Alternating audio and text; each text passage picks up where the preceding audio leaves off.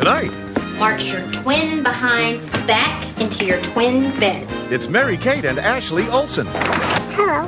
What are you rugrats doing in here? We're trying to get to Grandma's. Rhea Perlman and Jerry Van Dyke join the Olsen Twins in a Christmas adventure. Stop those girls! For the entire family. Do you know Santa Claus? We're in the army together. Are you making this up? To Grandmother's house we go.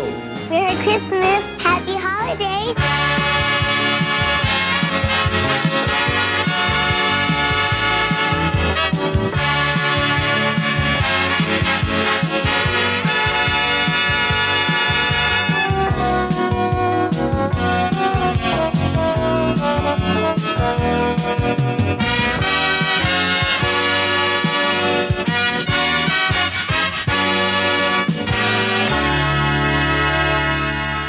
Hello, everybody, and welcome back to a very special podcast. This is the podcast in which we talk about all of your favorite TV series and TV movies from yesteryear, and then discuss them over a glass of wine.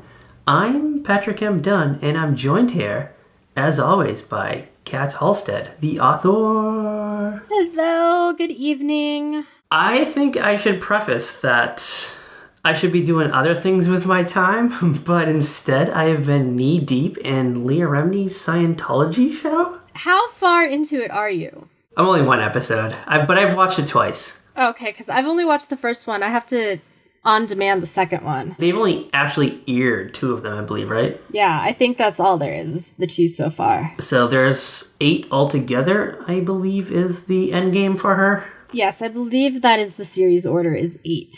Alright, so it's so great, but it's also so disastrous at the same time. But that's what happens with all these Scientology documentaries. Why did you believe this stuff? Why did you get sucked into this? There's more than one? Hello, Going Clear from HBO. You haven't seen that one? I'm aware of it, but I haven't watched it. You gotta watch it. They say a lot of the same stuff Leah's been saying so far, but it's just mind-boggling. They pay to go up each level. You pay to get higher into the church. And, you get to a certain point and they, bring you into a room with a briefcase where, the creation story is, the origin story is, and it's, handwritten. By L. Ron? Yeah, by L. Ron. And that's where, all the alien stuff comes in. Yeah, so I thought Leah Remini's Scientology show, it was just going to be 8 weeks of Leah Remini rehashing her I got the fuck out of Scientology tale again, but instead it's her saving the world from the likes of John Travolta, Tom Cruise, and Kirstie Alley. Yeah, those are kind of your 3 big names right now, huh? Yeah, she's touched by a former Scientology angel. That's the best way to summarize this. That is amazing. That is a great way to describe it. Do you know who I found out was a Scientologist tonight and I'm deeply, deeply crushed? Who? Elizabeth Moss. You know who else is? The Masterson boys, Danny and Chris. And Laura Prepon.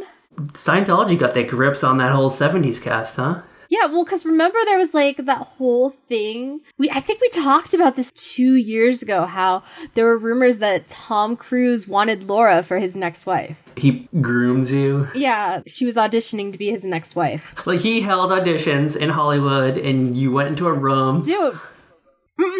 There's an actress. Okay. Do you remember Nora from How I Met Your Mother? The girl Barney dated? Who is Nora? Maybe I'm thinking of somebody else. No, she worked at the TV station with Robin. Oh, okay. And she dated Barney. They had an actual relationship. She, the actress who played her, was Tom Cruise's girlfriend. For how long? Just a few months, right before Katie Holmes. It didn't work out with her. And that's when Tom went to Katie. Did, Katie Holmes speak the part better? There were, issues, she realized this whole thing was sketchy, and she couldn't, agree to do what they wanted her to do. You gotta watch Going Clear, because they talk about it in there. Ooh, we're gonna have to do that in the new year. We're gonna have to do an all Scientology episode. Oh my god, they're gonna come after us. They're not coming after us. There's 40 people that listen to this podcast. They're gonna come after us. They come after anybody and everybody. We just won't put it in the description, so they won't find it. Alright, can we talk about the scene in Leah Remini's Scientology show where they show her receiving tweets from people whose minds have been scrambled by Scientology? Okay. It reminds me of Jim Carrey as God in Bruce Almighty, receiving prayers for help via Yahoo email. They just keep coming in, coming in, coming in. Can't stop it. So what are we doing tonight? Tonight, we are taking a trip back to the innocent days of 1992, when we were just little innocent things whose one of our favorite TV shows was Full House. And who were the stars of Full House? Mary-Kate and Ashley Olsen. So of course, when they get a TV movie, that is what we were watching. That is what we became obsessed with. That is what we watched over and over and over again until our VHS recordings from ABC that night wore out. No more To Grandmother's House We Go. This is the movie that launched 1,000+ Mary-Kate and Ashley Olsen direct-to-video movies and a bunch of Game Boy Color games. This was the start of the entire empire. So my sister had all this shit. She had like the Olsen Twin toothpaste. She had the fucking party supplies, the magnets, the board games. This shit got out of control. I had like eyeliner in college, but that was it.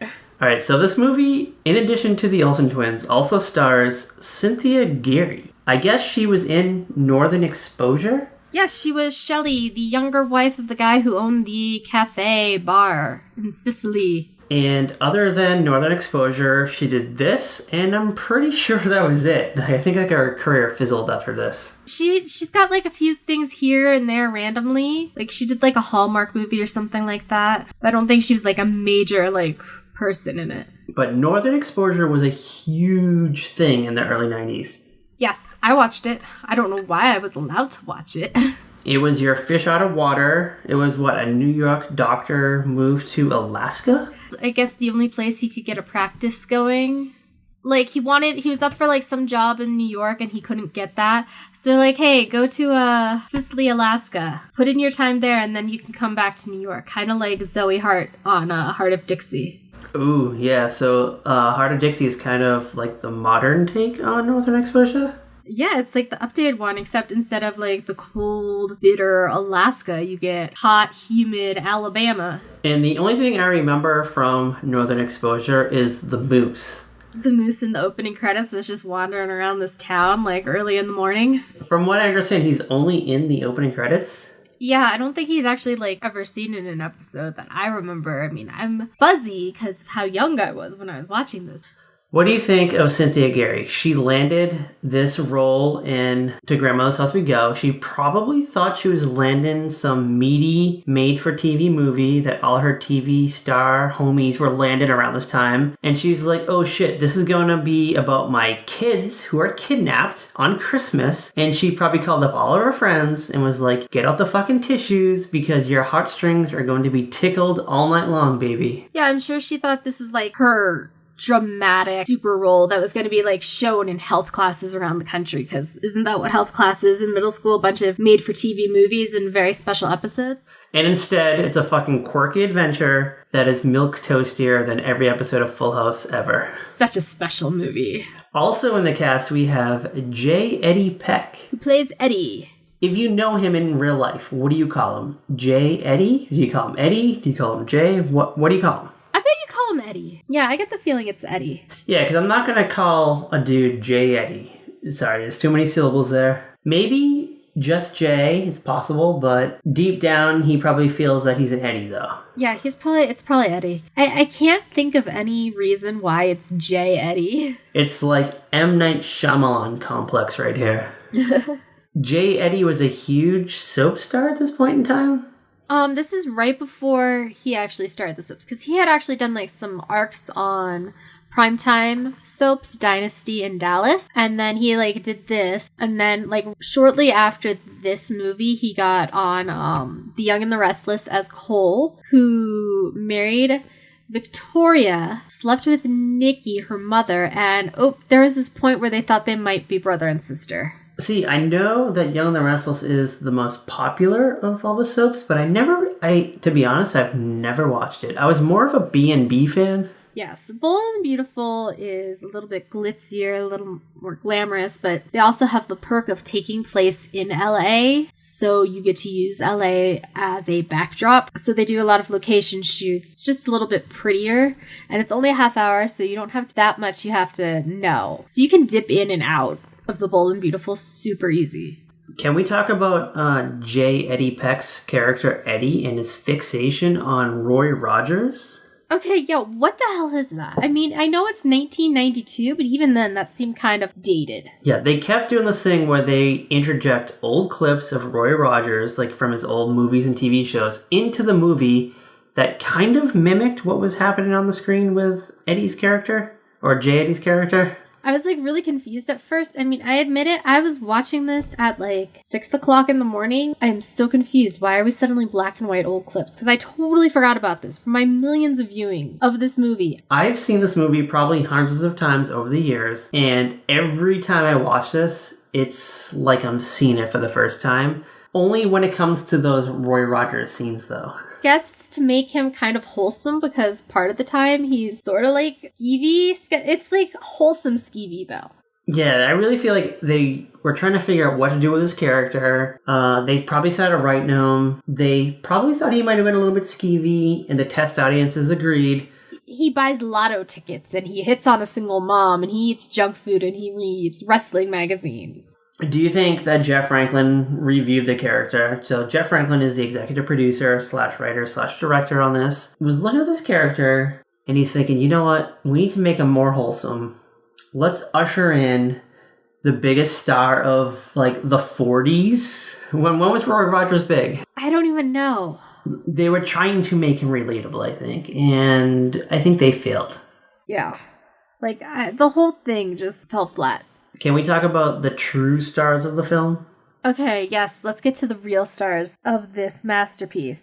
The true stars of the film are Jerry Van Dyke and Rhea Perlman as the kidnappers / criminals / mail frauders. They are our villains. I don't even know how they end up in this mess. Rhea was like, I got some time between Cheers seasons. I'll do this. Why not? It's something a little different from Carla. Jeff Franklin, who produced this, must have had like compromising photos of the two of them together. And Jeff Franklin was like, you have to do this movie or I am showing this shit to Danny DeVito. Oh, come on. The most scandalous thing that came out of the Full House movie was that they had a whipped cream fight on set. Like, come on. What kind of scandalous things is Jeff Franklin around? Nothing. He might be low-key creepy, though. We don't know. Yeah, that's true.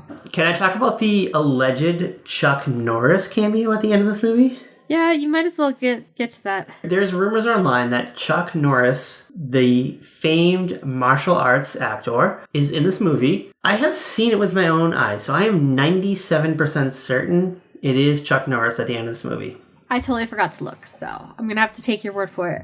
So at the end of the movie, they are delivering packages to people, and you see Chuck Norris's signature beard, but you can't get like a full view of his face, but it clearly looks like him though. So I'm thinking he probably had some time to kill after filming Sidekicks with Jonathan Brandis.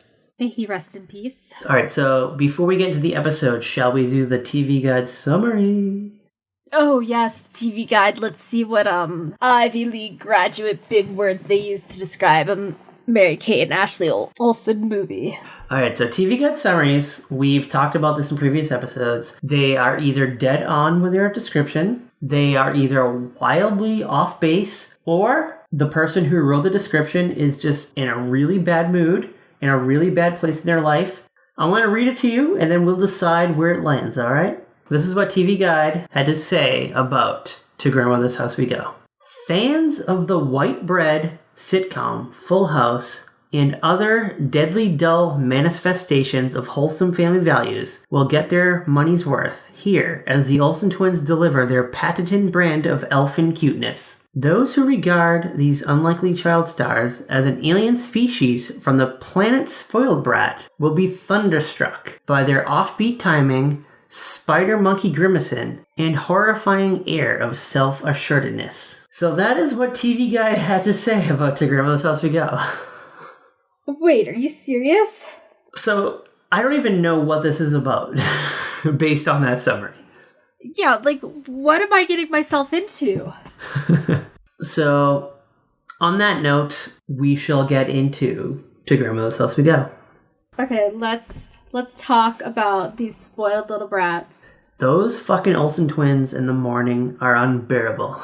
Okay, so here's the deal. You do not live with the child, but I do, and they can be nightmares. And when there's more than one, the nightmare is even worse because you have to chase one, okay, that's fine, but when you have to chase 2 or 3... So they roll out of bed. Those freaking 2 Olsen twins roll out of bed the second the sun pops up over the horizon. And they start jumping up and down on their mom's bed. Yeah, they're just like, Mommy, get up! Mommy, get up! Mommy, get up! And the mom is like, just let me sleep till the alarm. So the mom is Rhonda, played by Cynthia Gary. And not pictured in the scene are the 5 empty wine bottles that bitch has to drink every night before bed. Because that is what I would have done of this version of the Olsen twins or my children. My God, they were just awful. Like, she's trying to get them dressed, and they're fighting, and they're picking on each other, and they're trying to one-up each other, and they don't want to share, and ugh. So Rhonda's divorced. Yeah, like, he just ran off, left them. I mean... He probably heard twins, and then he was like, fuck this. He saw what was coming. He just got the hell out of there. Meanwhile, Rhonda asks the Olsen twins what they want for Christmas, and they say they want a daddy for Christmas. Hold on, let me just go down to the corner store and pick one up, because that's totally how it works. And I believe Rhonda's exact reply is, I wish, if only I can pick one up at Daddy's R Us. Well, you gotta use a toy store name that they would recognize, and who doesn't recognize Toys R Us? But girl, I will open one up around the block from you and send you fucking coupons because you are not going to land yourself a daddy with those mom jeans and nurses scrub-like tops you wear throughout this whole movie. You're obsessed with this top. It's just a uniform top. I mean, it could be worse. It could have been like the khaki and denim that was so popular in the late 90s, early 2000s. Yeah, but if I was Cynthia Gary and I was playing like the lead mom role in this, I'd be like, guys, let me wear like a sweater. Let me wear like a cool blouse, a jacket. To be fair, I do think her tops were fitted to her. For the most part, her clothes were actually very in style for it being 1992. Well, I was 10 years old in 1992, so I don't know what 24-year-old women were wearing at this point in time. That's true. And she's definitely young, isn't she? She definitely has good years left in her, too. Because she's foxy, and she still has Eddie, the mailman, who's... He's not a mailman. He's like a UPS guy. Can we just call him the UPS guy, even though that's not what the company's name is?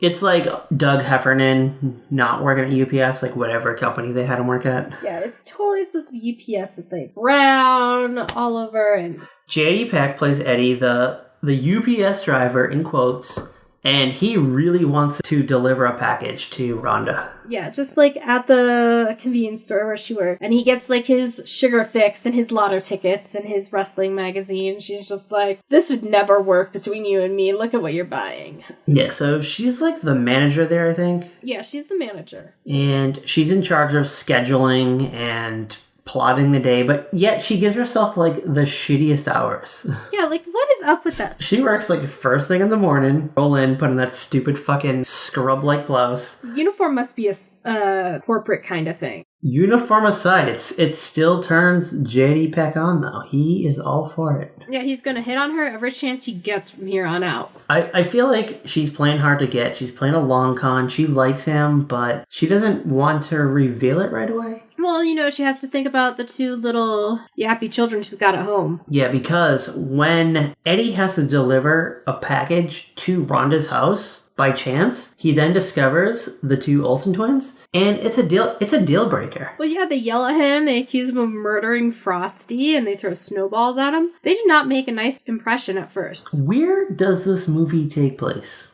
I think it takes place in Northern California. There's green grass, there's leaves on the trees, yet it's wintertime, supposedly, and there's like a tiny bit of snow on the grass. And when I say a tiny bit of snow, I mean like someone took a shovel, scooped it into like one corner, and that is where the Olsen twins made like a foot-long snowman. You know those big ice machines they have in restaurants? Like, they defrosted the inside of that and took all the stuff from the inside and just tossed it on the ground. So I guess this filmed in Vancouver? Is that what we learned? Somewhere in Canada, yeah. Which has seasons, but I'm guessing they probably filmed this pre-Christmas, so probably like late summer is when they filmed it. Yeah, they filmed it in the summer.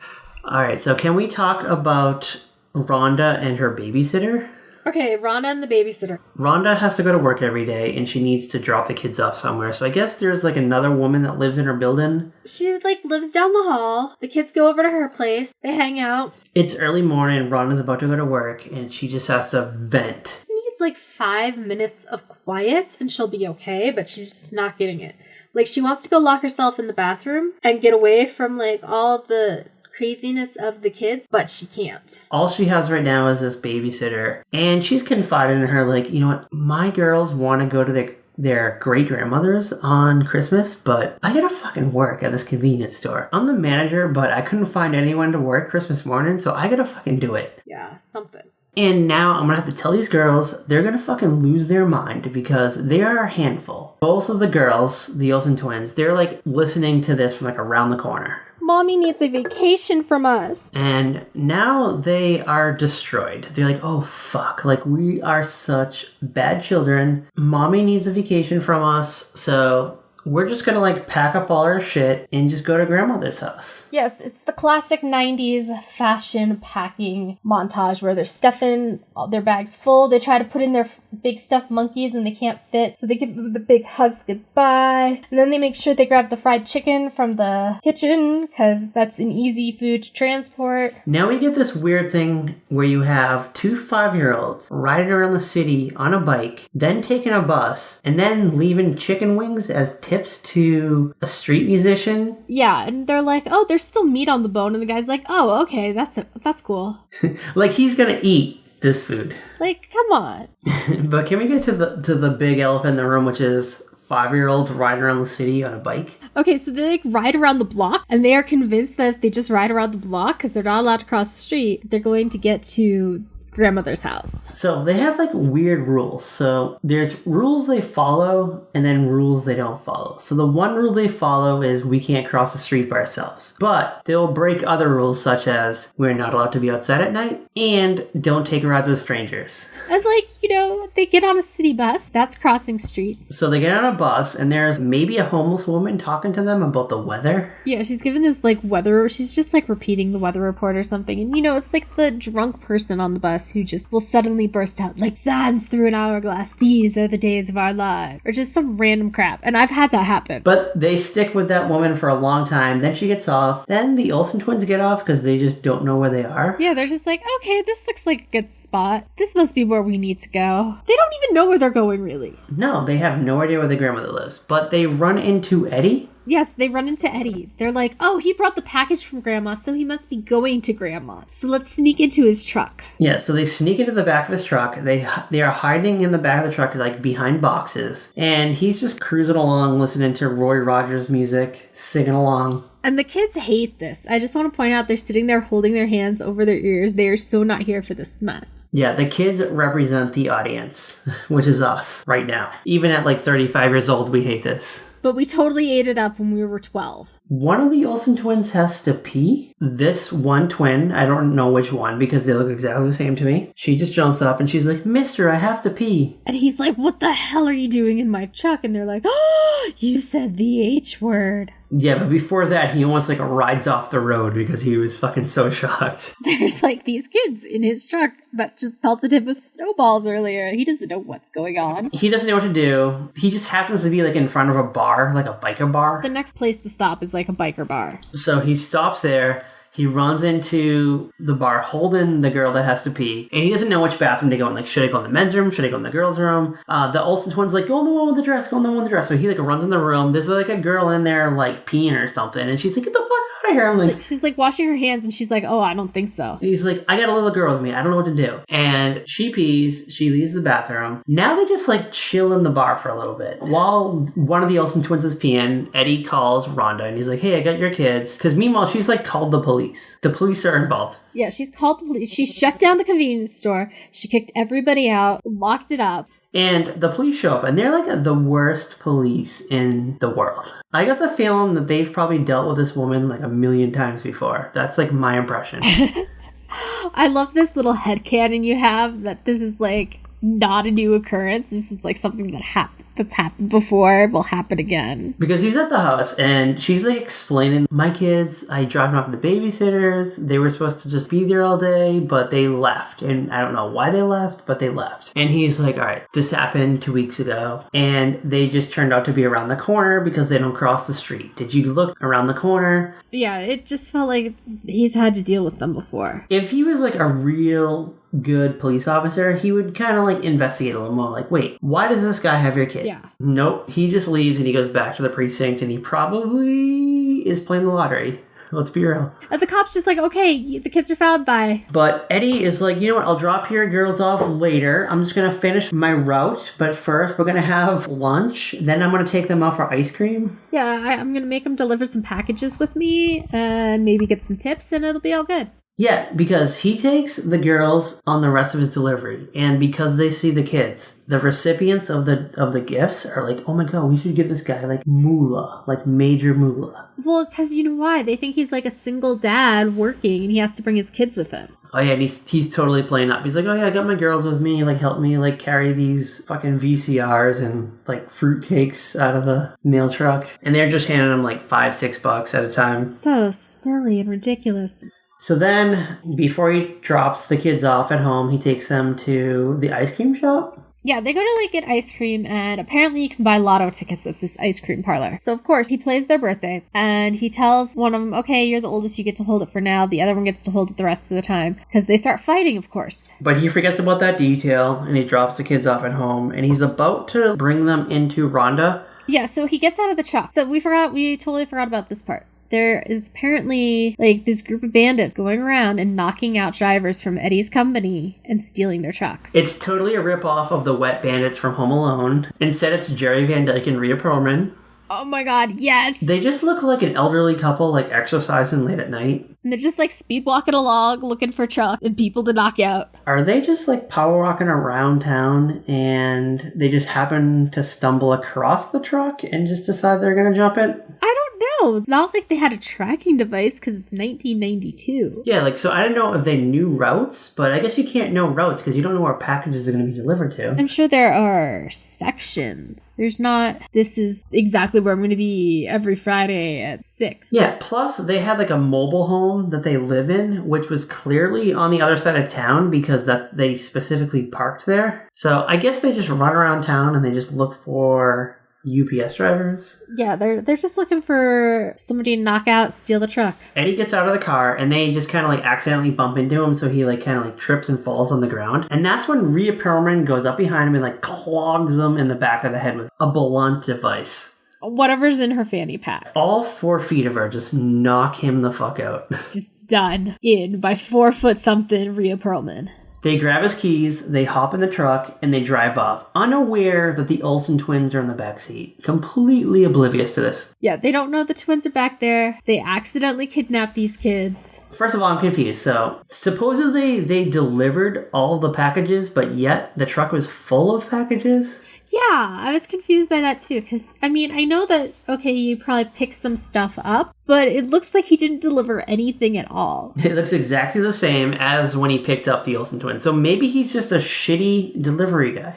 Maybe he just sucks at this, and he just delivers like 2 packages at a time, and just buys lotto tickets everywhere he goes. Oh, more lotto tickets, more lotto tickets. Rhea Perlman and Jerry Van Dyke, they find the Olsen twins. They get this, well, it's mostly Rhea Perlman. She's like, wait, let's hold these kids for ransom. We're gonna like get the reward if we find them. Because obviously these kids must come from money for some reason. The first thing she does is she goes to like a payphone, she calls up Rhonda, and she proposes like, oh, I have your kids, but I want the reward. And Rhonda's like, wait, the reward? You mean the ransom? Yes, I want $10,000, which does not seem like that much money. Yeah, to be honest, I would have been like, okay, you keep them. Rhonda's trying to figure out how she's going to get the money, but we cut over to the other side of the conversation where it's Rhea Perlman and Jerry Van Dyke, and they're so excited that they're going to get $10,000. So they're going to retire with this money, with this $10,000. That's their plan. Like, I know it's 1992, but come on now. They said they were going to go to Hawaii with their retirement ransom. Is this like on Murder, She Wrote, where they were going to retire into Rio de Janeiro with like $50K. I feel like you can spread your dollar more in Rio de Janeiro, though. Yeah, so definitely go back and listen to our Murder She Wrote episode where we talk about it. Shout out to Sheila, our friend from the Murder She Wrote episode. Sheila should have had a spin-off of her wild adventures. So do you think Rhea Perlman had like a side boyfriend that she was kind of like plotting things with? In the movie? Her character? Yeah, probably. Jerry Van Dyke was kind of like a doofus. He wasn't the mastermind of this syndicate, of this crime syndicate. Like, either she's the mastermind or there's somebody else who's like, hey, do this and then you get this. Or he has like a gigantic penis that satisfies her. We just don't know. Why does it always have to come back to penises, Pat? Why not? I can't remember. Does Rhonda tell the police that her kids have been kidnapped, or does she kind of like fancy her way around that conversation? So, because the truck gets stolen too, when Eddie wakes up, he's like, oh man. And, he's like, Rhonda. So they call the cops again because the truck's stolen.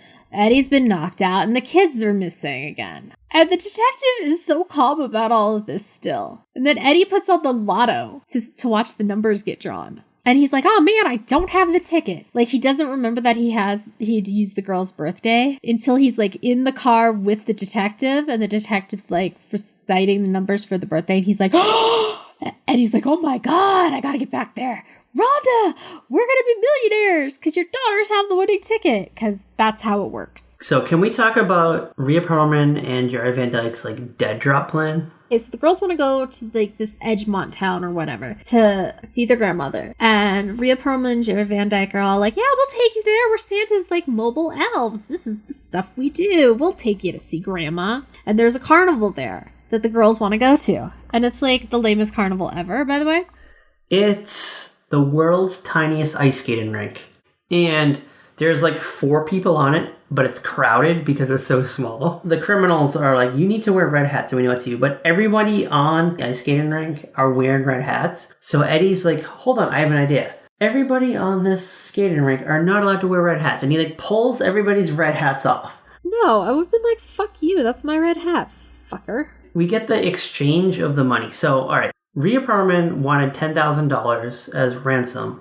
Eddie was like, I have the best way to come up with $10,000. Let's take one of my mail trucks and just pawn all the gifts in there, and we'll get $10,000. So they're like committed mail fraud, basically to get the kids back instead of involving the police, like what you should have done. Well, let's be real. Like, what was Mr. Detective gonna do? I never understand these things like, do not call the police or we'll find out and like kill your kids. Yeah, like, okay, how was she gonna find out? Yeah, that's what I'm always wondering. Like, what if you very slyly and secretly contact the police? Instead, she's like, okay, like, let's just commit mail fraud to save my kids. But I'm gonna write down the name and address of every person of every package we open and sell. Because Eddie knew that he had the winning lottery ticket, but it wasn't even like an actual like winning lottery ticket. It was just an entry for a jackpot that you have to spin a wheel and win money. Yeah. Jerry Van Dyke is supposed to keep track of the children while Rhea Perlman is like exchanging the money. And this is where Jerry Van Dyke accidentally reveals that he's not really one of Santa's elves. And it pisses off the Olsen twins. They leave. They bail. Yeah, they're like, we're done. We're going to go find somebody else to get us to Grandma's house. Because they were mad because they weren't taking them to Grandma's house. That's all these 2 kids wanted to do, was go see their great-grandma. They go to the only adult they know, which just happens to be fat man dressed as Santa Claus in a horse and carriage. But they think the horse is a reindeer. So they climb up onto the horse and carriage and they sit on Santa's lap, and the kids explain like the whole plot of the movie to Santa Claus. And this is like the only adult in the movie who understands it. Yeah, he's, okay, I'm gonna go get somebody and we're gonna get you where you need to be, okay? Even though he's cranky, he wants a nap, he's pissed that he spent $600 on a ski pass and there's no snow to go skiing. And the Olsen twins are like, you know what? Fuck it. Let's just take this magic reindeer sleigh and just go to Grandma's house. But instead, both horses just overreact and they just start like running away like they are panicked. And the first place they go to is the closed road. Yes, and of course Eddie like jumps on a horse, chases after them to the cliff, because there's got to be a cliff. The best part of this though is, alright, so it's like a 5-6 minute scene where you just see the horse and carriage going down like miles of like wooded road. But yet, apparently, there's like a path that leads to the cliff close enough where everybody at like that shitty Christmas festival, including the like Rhonda, can just run up to like 10 seconds later. An overlook of the cliff that's got a fence and stuff, so it's safe to look over. So she shows up, she sees Eddie save the day, and Eddie's like, all right, let's go for like our victory lap. And they just like happen to stop in front of a cabin. And oh my god, guess whose cabin it just happens to be?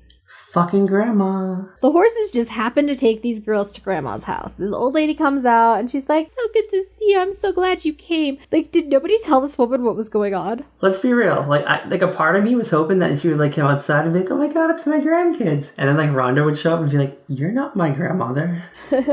But Rhonda and Eddie are arrested. They pawned all that stuff to make the $10,000 to pay the ransom. So they get in trouble and the cop shows up to like arrest them. But they like somehow like get back to the fair. Yeah, they go back to the Christmas fair and Rhea Perlman and Jerry Van Dyke are still there apparently. They didn't like bail after all this. They didn't leave. In all this time they had to leave. Like, what did you think? You were still gonna get the cash? Gone. But then, you know, Jerry Van Dyke gets like a conscience and he's like, we did it, we're the bandits, not them, it's us. So apparently the lottery jackpot is happening like in the original town where they came from. Oh yes, they got to get back for that bidden chance to win. They convince the cop to drive them down there with the siren on so they can get there quick and like drive through red lights and stuff. They get to the TV studio. The two actors who are hosting the lottery jackpot are Bob Saget and Lori Loughlin. But they are not Danny and Rebecca. They are very exaggerated TV personalities at this point. So, as we previously mentioned, you win the lottery. You don't actually win money. You just win the chance to spin the wheel. And the prize ranges from like $50 to $1.3 million. Which is such a ripoff. But things prevail for our heroes because they win the jackpot. Yes, they win the jackpot. The balloons and the confetti come down. And then Eddie and Rhonda start kissing. One of the girls is like, Mommy, you're missing all the fun. And she's like, oh no, I'm not. Rhonda ended up at Daddy's R Us after all. Shout out to Daddy's R Us. I guess so. Please let me know where the store is. On the corner of Main and 69th Street. I think you just say something like Ho and 69. Could be. So that's To Grandmother's House We Go in a nutshell. Yes, it is. So what are we doing next week on the podcast? I actually know what we're doing next week. All right, so I always tease what we're doing next week and you never know, but for like a change, you know? All right, so I'll let you tease it because I always do it. We are doing the classic sitcom that takes place at Hillman College, starring Jasmine Guy, A Different World. Yes, and we're doing a post-Lisa Bonet episode. That's why I said Jasmine Guy, not Lisa Bonet. She was on it for one season. She doesn't really count. Just like Marissa Tomei doesn't count. We are doing like strictly a Jasmine Guy episode of A Different World. Like the years that matter. She does, but really, let's be real. Jasmine Guy was the star of A Different World. So join us next week when we watch A Different World. And, as always... Bye! You got it, dude.